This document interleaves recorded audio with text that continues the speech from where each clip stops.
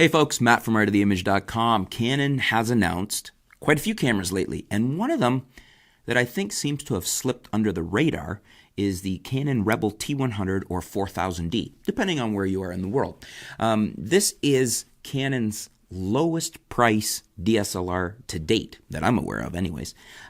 It's supposed to be coming in at around $385 US. That's for body only. Now, for those of you that aren't aware of this, it's an 18 megapixel APS-C CMOS sensor. So that's the older Rebel sensor that was in a lot of the cameras. Like I believe the T6i had that, and going back quite a ways, they used that sensor for quite a few iterations of the Rebels. And even the 70D, the Canon 70D, which I'm a big favorite of. Obviously, I like the 80D now. It's been replaced, but the 70D is still a good option.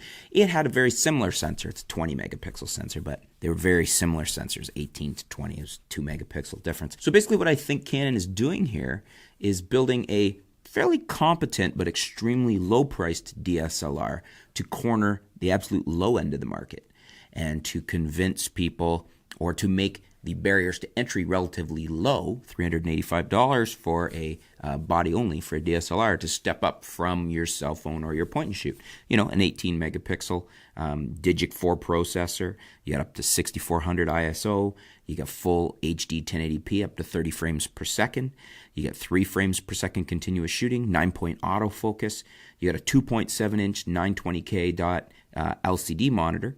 You got the intelligent auto mode, creative filters, Wi-Fi. It's not a bad offering, at least at first glance. Now, one of the big things that I have concerns about this camera is it has a plastic lens mount. That right away does not sit well with me. I understand you've got to cut corners somewhere to lower costs. But if we go over to a SL2, which, as you know, I've been shooting a lot lately, reviewed it here, and I'm a big fan of, you could pick up an SL2 body only for $550. And then you're into the newest, latest, and greatest 24 megapixel sensor, so you're not going back to the 18. For $650, you can actually get it with the 18 to 55 IS STM lens. You've got really good dual pixel autofocus. You got a bigger 3-inch vari-angle touchscreen LCD. You've got full 60p HD, you've got a microphone in, you've got Digic 7, which is a more advanced processor. I mean, you basically essentially got a mini 80D here, and that's why I love the SL2, why I've been having so much fun with it, is it's small, it's compact, it's lightweight, it's a very, very capable camera. And I guess my thoughts are, for the little bit of extra money here, I think the better option is to get the SL2. I understand Canon wants to have an ultra low price point, but $385 versus $549. You could also pick it up as an Amazon warehouse deal. Somebody's returned it. It's open box item, like open box in a store. You could get it as a refurb, and you could get a used one for less than that.